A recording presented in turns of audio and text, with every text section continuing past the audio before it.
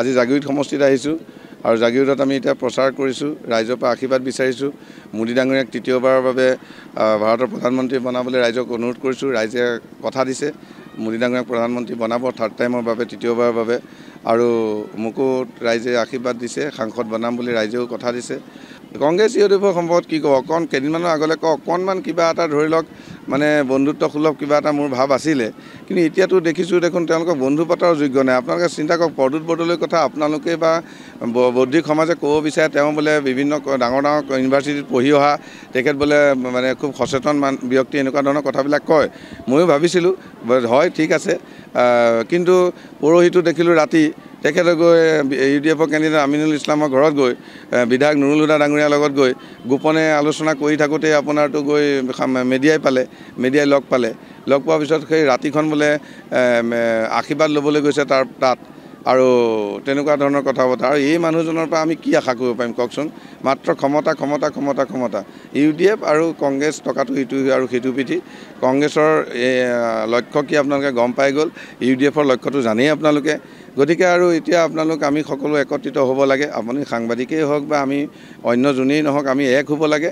এক হৈ এটাই কথা কৰিব লাগে যে ভাৰতবৰ্ষত মোদীময় কৰিব লাগে। মই ভয়তে আহোঁ, যিয়েই হওঁ সেইবিলাক বাৰু মোৰ ভাল গুণ বেয়া গুণ পিছত হ'ব, কিন্তু হে প্ৰভু, আপুনিনো গৈ কি কাৰণত গৈ আপুনি এজন এনেকুৱা মানে নিজকে আপুনি ইণ্টেলেকচুৱেল আৰু খুব জ্ঞানী গুণী মানুহ বুলি কৈ নিজকে থকা মানুহজনে কি কাৰণত আপুনি গৈ ইউডিএফৰ কোচাত উঠি আপুনি সাংসদ হ'বলৈ কিয় গ'ল?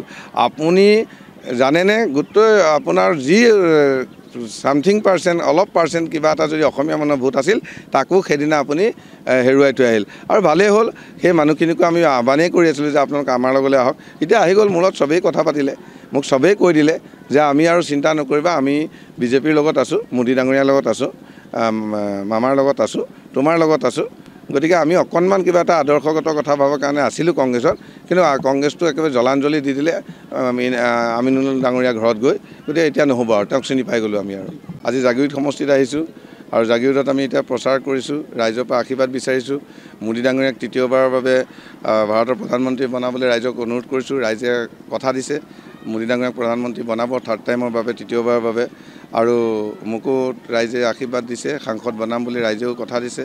কংগ্ৰেছ ইউডিএফৰ সম্পৰ্কত কি ক'ব, কেইদিনমানৰ আগলৈ অকণমান কিবা এটা ধৰি লওক মানে বন্ধুত্বসুলভ কিবা এটা মোৰ ভাৱ আছিলে, কিন্তু এতিয়াতো দেখিছোঁ দেখোন তেওঁলোকক বন্ধু পতাৰ যোগ্য নাই। আপোনালোকে চিন্তা কৰক, প্ৰদ্যুৎ বৰদলৈৰ কথা আপোনালোকে বা বৌদ্ধিক সমাজে ক'ব বিচাৰে, তেওঁ বোলে বিভিন্ন ডাঙৰ ইউনিভাৰ্চিটিত পঢ়ি অহা, তেখেত বোলে মানে খুব সচেতন ব্যক্তি, এনেকুৱা ধৰণৰ কথাবিলাক কয়।